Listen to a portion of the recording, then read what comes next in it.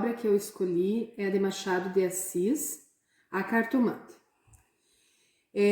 O Machado de Assis, ele nasceu no Rio de Janeiro, ele é filho do brasileiro Francisco José de Assis e da açoriana Maria Leopoldina Machado de Assis. Machado morreu em 1908, com 69 anos.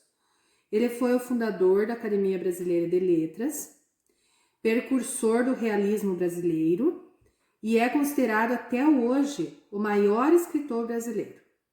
Ele publicou mais de 200 contos, 10 romances e diversas outras publicações de sua autoria. Sendo referência nacional, também trabalhou como funcionário público. Machado de Assis casou-se apenas uma vez, sendo Carolina Xavier de Novaes o seu verdadeiro e grande amor. Agora vamos à obra.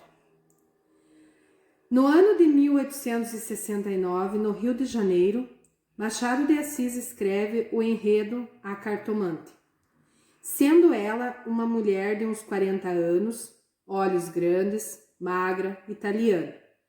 Nesta obra, conta a história de um triângulo amoroso entre Camilo, Vilela e Rita. O primeiro tem 26 anos, o outro 29, e ela com 30 anos. Vilela e Camilo são amigos desde a infância, mas após uma longa data sem se verem, eles reencontram-se. E Vilela está casado com Rita, que quase de imediato se interessa pelo amigo do marido, e vice-versa. A aproximação vai se intensificando após a morte da mãe de Camilo, e ele fica muito tempo na casa de seus amigos. Porém, de certa forma, ele tenta fugir e ela, como tem uma citação no livro, Camilo quis sinceramente fugir, mas já não pôde.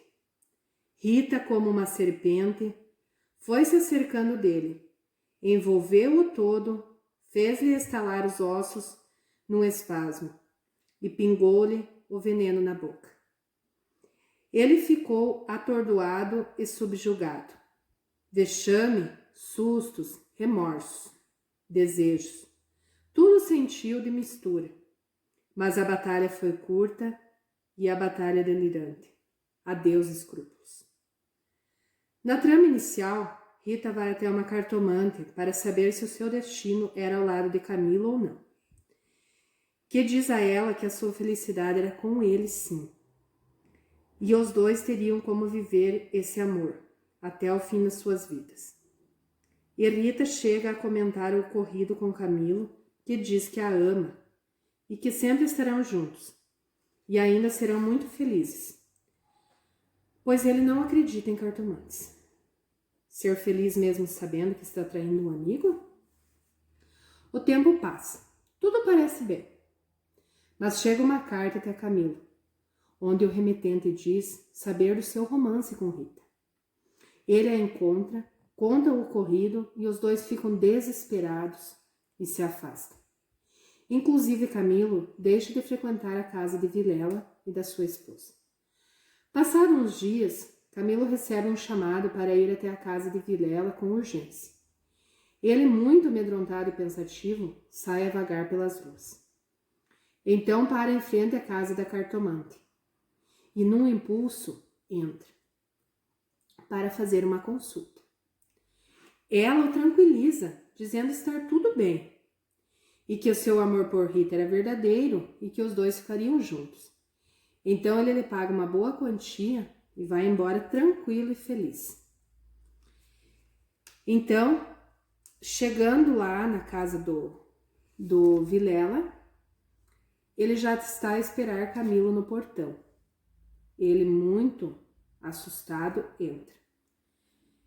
Quando entra em uma saleta, ele fica aterrorizado ao ver Rita caída e morta.